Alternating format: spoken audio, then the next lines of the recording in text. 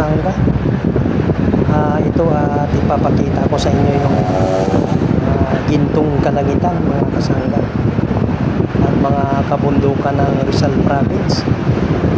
Ganon din po ipapakita ko sa inyo yung Marikina River, kung gaano kalapad ang Marikina River at ang ganda nito.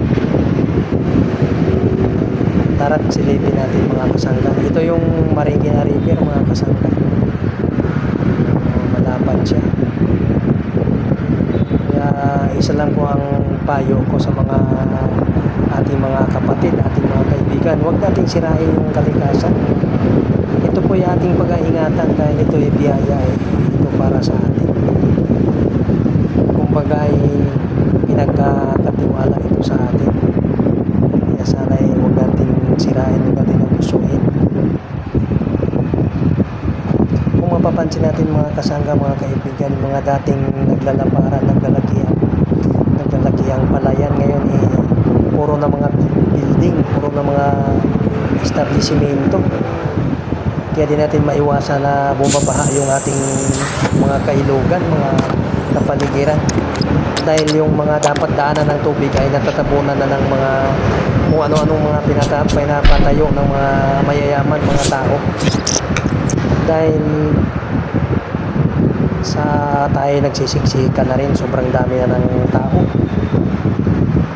Kaya di natin masisi ang pagbaha mga kasangga, dahil ito'y minsan dahil din sa atin. Hindi natin naalagaan masyado yung kalikasan. Hindi natin pwedeng pigilin mga kasangga ang tubig. Kaya dapat huwag natin masyadong pakialaman o higpitan yung mga dadaanan ng tubig.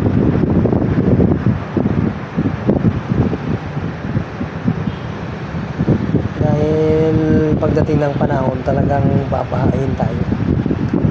Pagdating naman po sa kabundukan mga kasangga, ito yan, bandang Antipolo City po yan mga kasangga, yung mga makita natin. Ayan yung mga bundok na makita natin din sa malalayo mga kasangga. Yan po sa Antipolo City. Kinakalbo na rin po ng mga tao mga kasangga, pinuputol yung mga puno. Dapat huwag sanang ganun, huwag sanang ubusin. Dahil yan din po ang sanhi ng mga landslide. Ito nga po mga kasangga, nilagyan ng dike or diki para lang sa ganon itong tabing ilog na ito ay hindi naaabot sa mga bahay na yan ng mga pangbaha sakali magbabaha ng malakas. Kaya ito nilalagyan ng diki, yan ang simento na yan, para hindi aabot sa mga bahayan na yan ng pagbaha. Kaya sabi ko nga po, sa sanhi ng pagbaha, yun yung mga naharangan, yung mga establishmento, yung mga nagdaan ng tubig. Hinarangan, tinatambakan, tinatayuan ng mga establishment, kung ano-anong mga building, mga nagatayo. Kaya ang dahilan ng pagbaha. Pangalawa, yung pagputol ng mga punong kahoy dyan sa mga kabundukan na yan. Yan ang mga nakakalbo na. Ilang puno na lang yung mga natitira. Kaya ingatan natin ang mga kalikasan mga kasangga. Dahil pag ito'y nagagalit, di natin kayang pigilin. Number 1 dyan yung pagbaha. Itong tulay na ito mga kasangga, kung mapapansin nyo, napakataas na ito. Pero pagka sobrang lakas ng ulan dito mga kasangga sa Barangay Tumana, Marikina City, ay talagang ito lubog itong tulay na ito mga kasangga. Ito ako dumadaan araw-araw. Kaya anong mga panahonan ng lakas ng mga baha, lakas ng pag-ulan, mga bagyo, nakadaan ako siya, talagang abot ang tubig dyan. Yan mga kasangga. Yan yung ibaba. May diki rin yung gilid, pinataasan ng simento para kung sakaling babaha ng malakas, di abot dun sa mga bayan. Pero kung yan pinapaluwagan yung ilog na yan, hindi yan basta-basta apawan, abot sa mga bayan na yan. Naabuso na po natin mga kasangga yung kalikasan. Hindi na natin binigyan pansin, hindi natin binigyan daan yung mga dapat daanan ng tubig. Hinihigpit na natin dahil sa mga tinatayong mga nagtataas ang building, lalong-lalo yan sa Pasig City, Marikina City, dito sa may Makati City, nagtataas ang mga building. Mapapansin niyo yung ilog. Mapapansin niyo mga kasangga, yung ilog, nasa ilalim na lang dumadaan yung tubig. Pagdating ng panahon, wasak yan mga kasangga. Maniwala kayo sa hindi. Hayaan yung malaya sana yung ating mga ibon, kagaya nitong mga lumilipad yan. Na matirhan man lang sila ng madadapuang puno, madadapuang kahoy, at may matatanaw silang malilinis na ilog. Dahil yung mga ibon na yan, din sila kumukuha ng pagkain nila. Nangangain sila ng mga isda, mga kasangga. Eh, may nakadapo pang ibon sa gitna, mga kasangga, kung mapapansin niyo.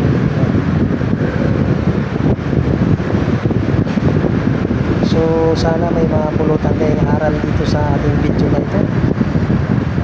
Ito naman po ay para sa ating lahat.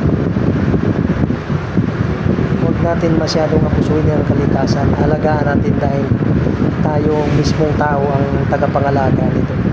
Pinagkaloob doon ng ating Diyos Ama na siyang lumikha sa ating at may gawa ng langit at lupa, mga kasangga. Huwag natin masyadong apusuin.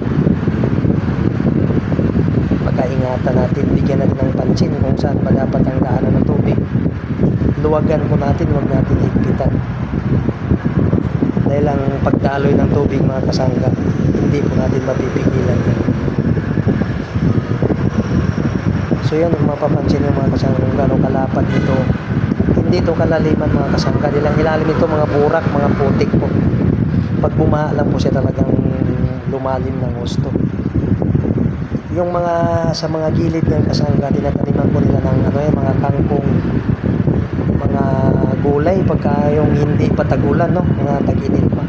Pagdating ng tagulan, ina-harvest nila yan at inilipat dun sa malalayong, sa may pinakatabi na hindi basta-basta abutin ng normal lang na pagulan o normal lang ng pagbaha.